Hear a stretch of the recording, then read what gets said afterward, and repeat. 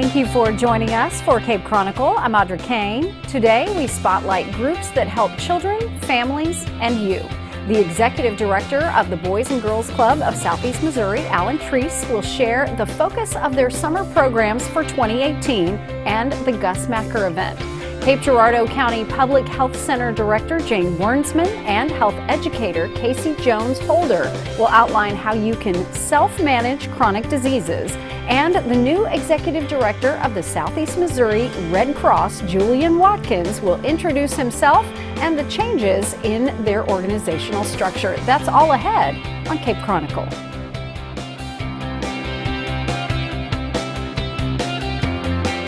You can sing in the shower and doodle in the margins of a notebook for the rest of your life, or you can push your creativity to center stage and develop the skills to back it up. At Southeast Missouri State University, you can surround yourself with minds that are as creative and weird and beautiful as yours, at a campus dedicated exclusively to the arts, with classmates who share your passion and faculty who know the industry. You've got talent. Let's see what you got.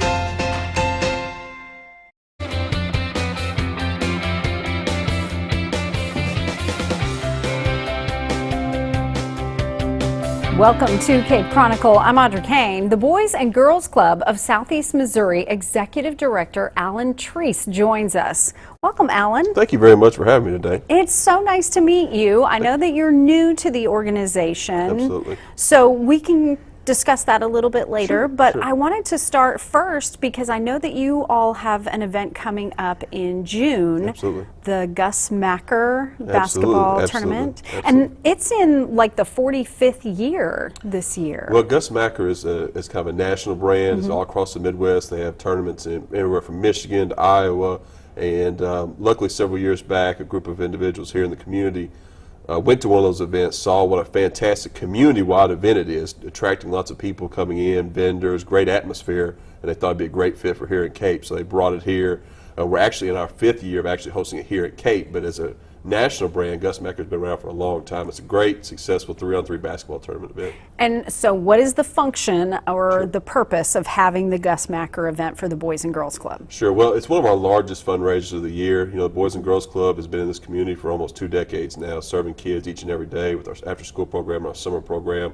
But we do depend on a lot of community-wide events to help bring in some of those resources to provide those programs for kids. So Gus Macker is just one of those examples of one of those resource development events we do every year where we partner with businesses in the community for sponsorships. We also focus on bringing in teams, not just from Cape Girardeau, but also from Carbondale, all the way from Illinois, Michigan, Minnesota. You'll have teams travel down here to play. So it brings a lot of attraction, a lot of attention right here to this area, all in the effort of raising some funds for the Boys and Girls Club. Wow, I didn't realize that it extended quite so far out. Well, having that national brand really brings in a lot of that attention. So how would you form a team? How do you register to participate in the tournament? Sure, the best way is to go online to our website, bgcsemo.org, and all of your registration information is available on our website, but also contact our office because sometimes you may have individuals that are looking for a team to play on. They may not have a set team, so definitely give us a call. We can point you in the right direction, but all the registration information is going to send you to Gus Macker through their website, their app they have on your cellular device as well. That way you can get more information about the tournament, the bracket, what times you'll play. It's really, really interesting the way Gus Macker kind of organizes this for everybody. As for the tournament itself, what age groups are allowed to participate? Oh, it's all the way from 7 years old all the way up to 70 years old. And it's males and females, so there's age division for everybody. So it's a great event for kids, their parents, anybody who wants to participate. It's a great event. Can they have mixed teams of males and females? No, or is it, they kind of regulate it just to kind of keep it competitive because it is a tournament format. So there are some little restrictions as far as that goes, but it's definitely a lot of different age divisions represented in the tournament. Okay, and what's the date of that? It is June 9th and June 10th this year, and it'll be down at the Arena Park. It's a great venue. It's a great outdoor facility. We're very fortunate that the city partners with us to allow us to use that kind of space. So really a fun atmosphere, music, lots of food vendors. You know, it's a great chance to just get out and enjoy hopefully the great weather that we'll have that weekend. Let's hope so. Yes. So also this summer you have a And I wrote it down, Passport for Yes, Summer yes, 2018. sure. And that's an all-day program for kids? Each summer we do a 6-week summer program, and it lasts all day, so parents can drop their kids off and then pick them up after they get off work. This year our theme is Passport, and the idea behind that is really kind of unique, is to get our kids out in the community, let them go visit different places. For example, they may take a tour of the media center here, and every event those kids participate in, they get a stamp into their little passport. So they get to travel around, experience all the great things in the community, and at the end of the summer they can kind of see where they went, just like your passport has stamps from different countries. You have stamps from different places. So it's a really great chance to get our kids out in the community. We're expecting about 100 to 150 kids this summer for that whole 6-week program. So we're really excited. It's going to be at Centenary Methodist Church this summer. So really looking forward to getting those kids in there and having a great time with them this summer. That's awesome program. Does that take a lot of volunteers It to does. put that together? It takes a lot of everything. You've heard the phrase, it takes a village to raise a child. You know, it takes a lot of volunteer hours. We're very blessed to have great partners like the university to provide a lot of kids that are maybe working towards their degree in education or recreation or social work. Those kids jump in during the summertime and build those relationships with the kids. So we're really fortunate to have a lot of great volunteers, but also a great staff that works, you know, long hours during the summer, but it's a blast. If you've ever, you know, wanted to experience a fun summer, it's definitely working with kids, because they make it happen every single day. Is a new energy and a new excitement. I'm sure. Oh, yeah. It probably Every day takes a lot of energy to get through Absolutely. an entire 6-week summer. Absolutely. By the end of that 6 weeks, you'll be ready for a little break for sure, but it's a great time. It really is. Well, that sounds like a great opportunity for someone who's looking for a way to volunteer. Absolutely. I know that there are lots of people who teach that actually enjoy being with kids all year long, Sure. and that would probably enjoy absolutely. spending time with them over the summer. And they can find that information on our website as well, bgcsemo.org. Okay, all right, great. All great information. And just real quick, you've been with the Boys and Girls Club for about 6 months now? Well, I actually came on, I was the previous executive director over in Paducah at the Oscar Cross Boys and Girls Club for 5 years. Okay. And I've been the director here in Cape since February. So Okay. I'm about 6 weeks in, I guess. But Wow. it's been a great transition. I've met a lot of fantastic people, a lot of great community partners, a lot of passion in this area for helping kids and youth. So that really drives me and our staff to really get out there and impact as many kids as we can each and every day. Awesome. Well, it's great to talk to you. Looking Thank you. forward to all the fantastic Absolutely. programs that Absolutely. are going on this summer with the Boys and Girls Club of Missouri. And thanks to Executive Director Alan Treece for sharing. Next, Cape Girardeau County Public Health Center Director Jane Wernsman and Health Educator Kasie Jones-Holder. Stay with us for more of Cape Chronicle.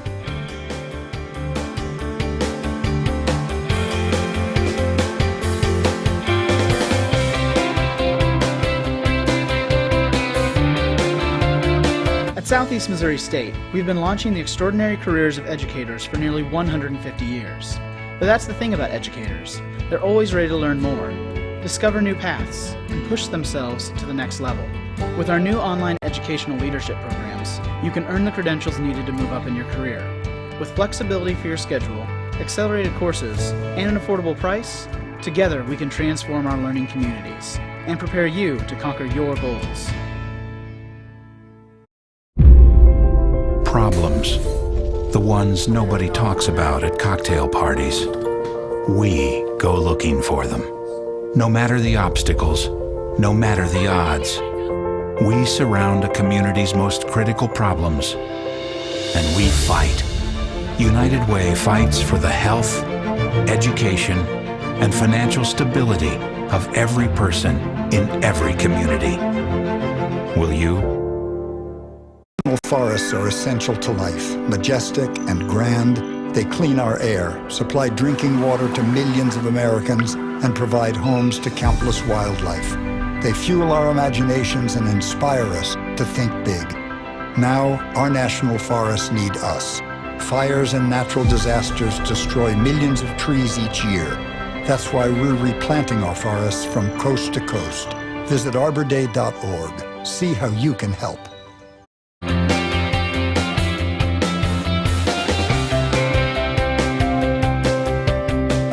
Welcome back to Cape Chronicle. I'm Audrey Kane. Cape Girardeau County Public Health Center Director Jane Wernsman and health educator Kasie Jones-Holder have been working to not only educate the department on chronic diseases, but also how to help you manage them yourself. Thank you so much for coming today. Thank you, Audra. Good to be here. Oh, thanks. Well, this is a topic that I think that everyone has an interest in because there are so many Americans that are struggling with chronic diseases, and not only to have their healthcare provider manage them, but starting to get to the point where they have to manage them themselves if they have an issue that is ongoing for the rest of their life. And so we spoke in advance, Jane, you and I spoke about Kasie having trained on not only how to manage chronic diseases, but also how to teach others to do that. So what would you two say are some of the most prevalent chronic diseases that people have to manage themselves? In our area, Cape Girardeau County, all of southeast Missouri actually, predominant ones are heart disease, high blood pressure, diabetes can also be considered a chronic disease. The arthritis is rheumatoid arthritis, and really we focus on anything that could be a chronic condition that someone is having to live with and manage on a day-to-day basis.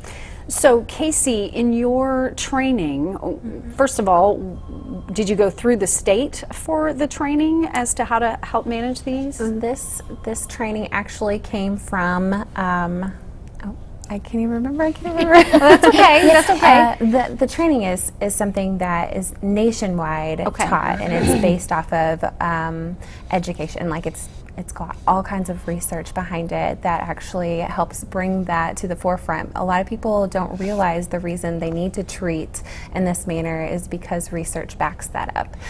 So the training that I received was a week-long, 8 to 5 almost every day, training on chronic disease management as well as for diabetes management. And so when you get ready to turn that around and teach patients how to manage that care, what's the most important thing that you have to do with them in order to get them started on self-managed care? Partly, I think it's just getting them to realize that they are capable of taking care of their chronic management. A lot of individuals put a lot of that responsibility on their providers, and not saying that that isn't proper. That is totally, we want to do everything the doctor says, but some of it is that you take that home and you do your own self-management, whether it's exercising regularly, eating properly, even as simple as checking your blood sugar when you're supposed to. So as you go through that process with them, have you found there are difficulties in maybe a stumbling block for some patients that you have to help them overcome?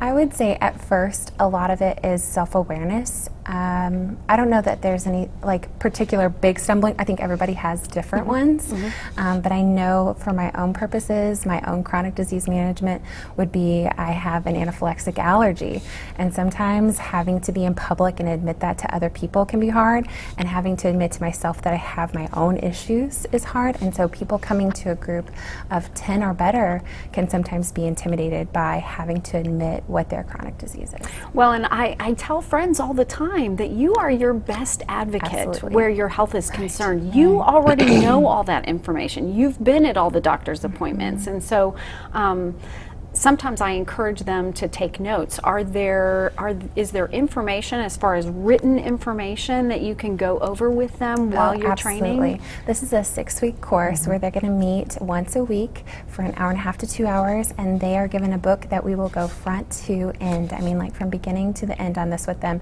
And then they also, it's not just a one-time course. We've had people come back and take this 2 or 3 times sometimes because they got so much out of it. Really? 6 weeks? Okay, which is important because as you said, I mean, this is something that you're going to be doing for a lifetime, and occasionally you forget something that you learned before. So I guess I love that you are offering these programs. When can they attend and where can they attend? Well, our next chronic disease self-management program is going to be July 16th, and that starts at 10 a.m., and that will be the first session.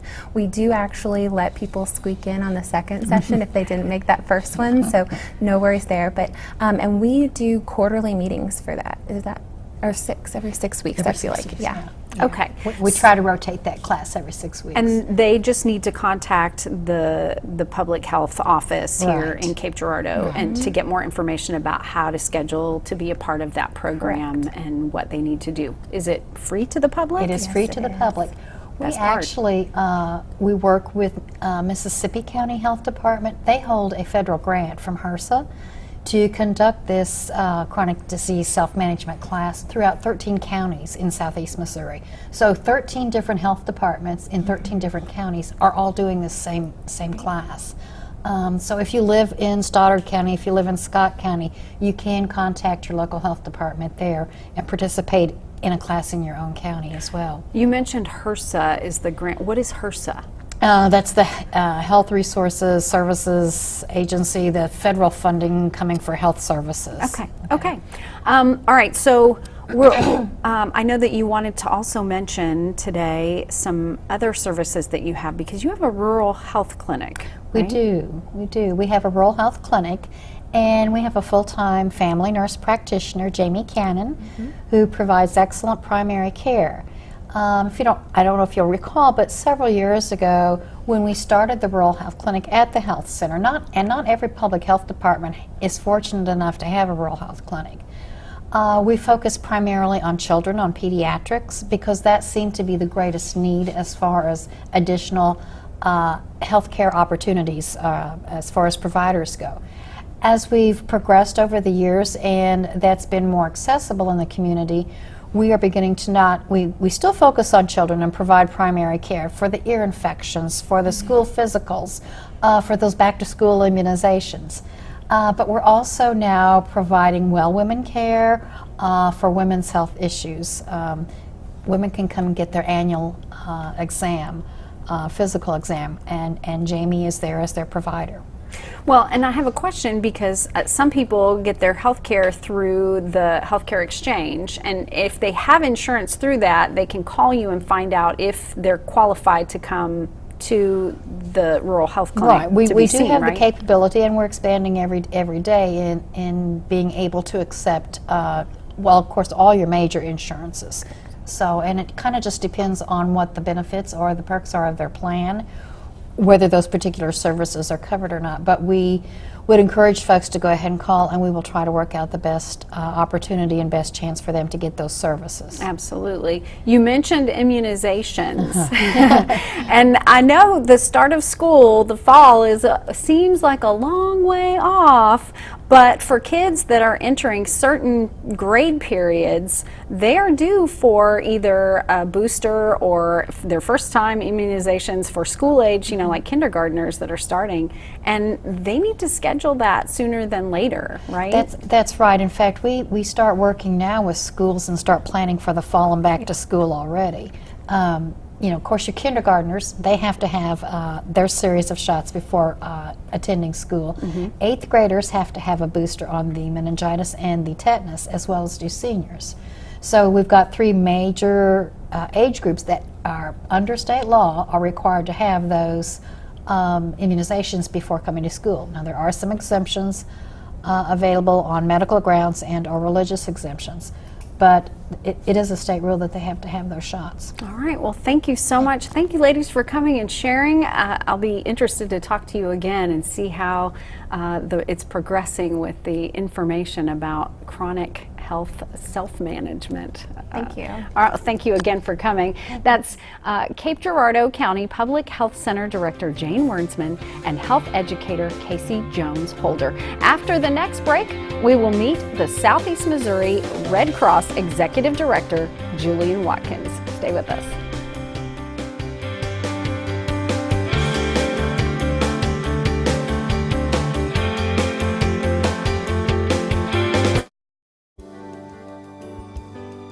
This is Candace Davis. This is Shad Burner. Hello, this is Tom Hardy. I'm Stacy Dohan Lane. This is Frank Nickel.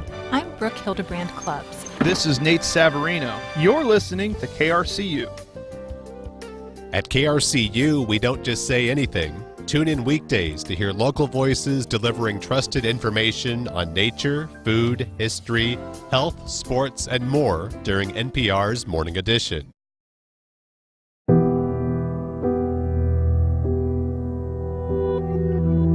Facing life's difficulties takes strength and determination.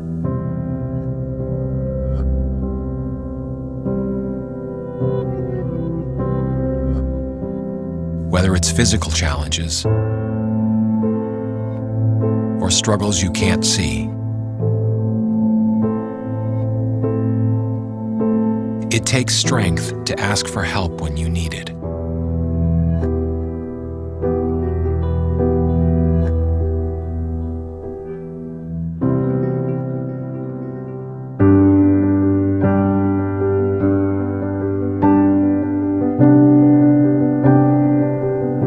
Learn how other veterans have reached out for help and hear their stories of strength and recovery at maketheconnection.net.